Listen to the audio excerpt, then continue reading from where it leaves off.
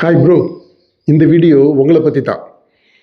அது என்ன ப்ரோ, உங்களை எல்லாரும் தற்குறின்றாங்க, முட்டா பசங்கன்றாங்க, இவங்களெல்லாம் திருத்தவே முடியாதுன்றாங்க, சட்டம் ஒழுங்கு நீங்கள் மதிக்கிறதே இல்லை, எந்த விதிகளையுமே ரூல்ஸை நீங்கள் மதிக்கிறதே கிடையாதுன்றாங்க, இந்த விஜய் பின்னாடியே நீங்கள் திரியிறீங்கன்றாங்க, பைக்கை வச்சுக்கிட்டு இல்லாத அட்டகாசமெல்லாம் நீங்கள் பண்ணுறீங்க அப்படின்றாங்க, விஜய்க்காக நீங்கள் உயிரை கூட துச்சமாக மதித்து அவ்வளோ ரிஸ்க் எடுக்கிறதுக்கெல்லாம் தயாராக இருக்கிறீங்க அப்படின்றாங்க.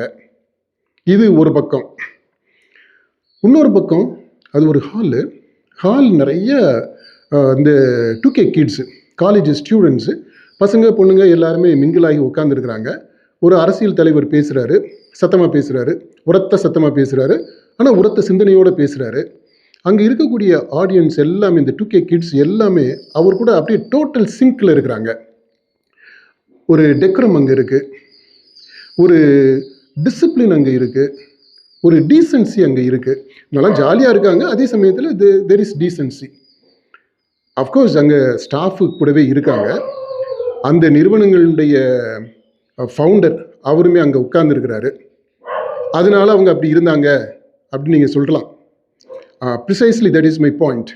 அதாவது இந்த மாதிரியான ஒரு சூழல் அமையும் போது, ஒரு சிச்சுவேஷன் அமையும் போது, அந்த சூழலுக்கு ஏற்ப நடந்து கொள்வதற்கேற்ற பக்குவம் உள்ளவர்களாக இந்த 2K கிட்ஸ் இருக்கிறாங்க. அதாவது ஒரு ப்ராப்பரான வழி நடத்துதல் இருக்கும்போது, கண்காணிப்பு இருக்கும்போது, ஒரு சூப்பர்விஷன், ஒரு கைடன்ஸ், ஒரு கவுன்சிலிங், ஒரு மென்டரிங் இருக்கும்போது இந்த ரசவாதம் சாத்தியமாகுது. அதாவது க்ரௌடு, இவனுங்க மாபு, திருத்த முடியாது இவன்களை அப்படின்னு குறை சொல்லக்கூடிய அதே யூத், அதே 2K கிட்ஸ் சரியான கைடன்ஸ் இருக்கும்போது, மென்டரிங் இருக்கும்போது இந்த ரசவாதம் நிகழுது, இந்த மெட்டமார்பாசிஸ் நிகழுது. அல்லது இந்த விஜய் பின்னாடி திரிகிறவங்க, அது 2K கிட்ஸ், அவங்க கொஞ்சம் ஒரு கூட்டம் அப்படி திரிகிறானுங்க. இந்த 2K கிட்ஸில் இன்னொரு கூட்டம் இந்த பக்கம் நம்ம சொன்னோம் இல்லையா, இந்த மாதிரி இங்கே இருக்கிறானுங்க. மிச்ச பேரெல்லாம் அங்கங்கே அப்படி அப்படி இருக்கிறானுங்க.